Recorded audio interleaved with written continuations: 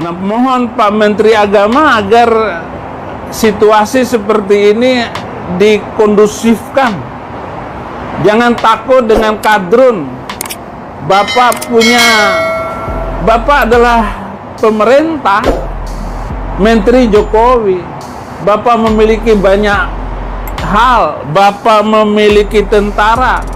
Pakailah tentara. Bahkan Bapak punya Banser NU yang seluruh Indonesia itu bisa digerakkan oleh Bapak sebagai Panglima Banser.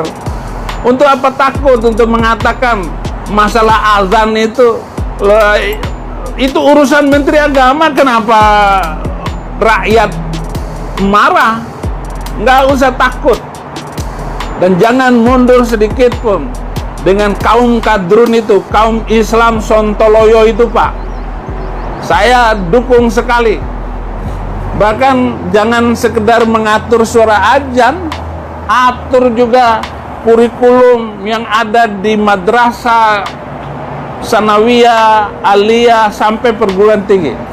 Karena sumber kekacauan itu adalah dari kurikulum yang tidak benar.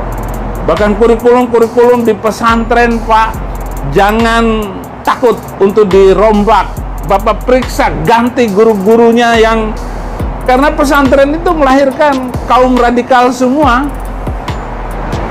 Seperti saya ini dulu radikal, karena saya belajar di pesantren.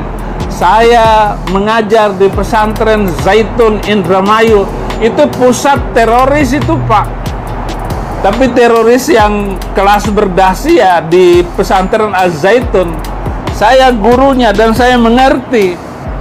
Bahkan kalau perlu, Pak, 300 ayat yang menjadi pemicu hidup intoleran, pemicu hidup radikal dan membenci orang lain karena beda agama, itu di skip atau direvisi atau dihapuskan dari Al-Quran Indonesia.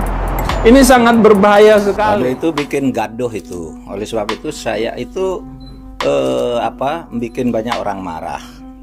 Oleh sebab itu saya minta kepolisian itu segera menyelidiki itu, dan kalau bisa segera ditutup akunnya, karena kabarnya belum ditutup sampai sekarang ya. Jadi itu meresahkan dan provokasi untuk mengadu domba antar umat. Saya ingatkan Undang-Undang Nomor 5 Tahun 69 yang diperbarui dari Undang-Undang PNPS Nomor 1 Tahun 65 yang dibuat oleh Bung Karno tentang penodaan agama.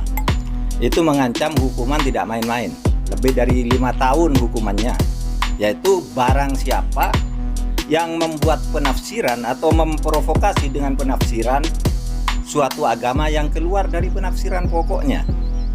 Ajaran pokok di dalam Islam itu, Al-Quran itu ayatnya 6.666. Tidak boleh dikurangi berapa yang disuruh cabut, 3.000 apa 300 gitu.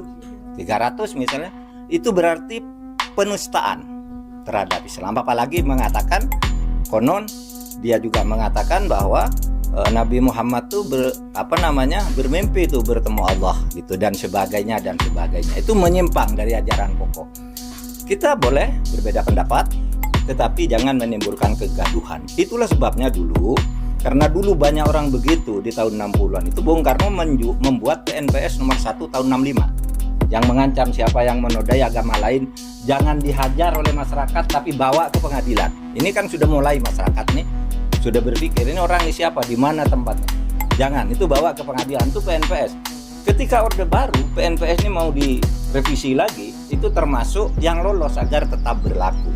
Ketika saya jadi hakim MK 2010 gitu, saya nyatakan ketika diuji ke MK, undang-undang ini isinya benar, cuma kalimat-kalimatnya supaya diperbarui oleh DPR. Tetapi sampai sekarang belum diperbarui, artinya itu masih tetap berlaku. Mari kita jaga kerukunan umat beragama. Kita tidak akan melarang orang berbicara, tetapi jangan memprovokasi hal-hal yang sensitif seperti itu. Terima kasih.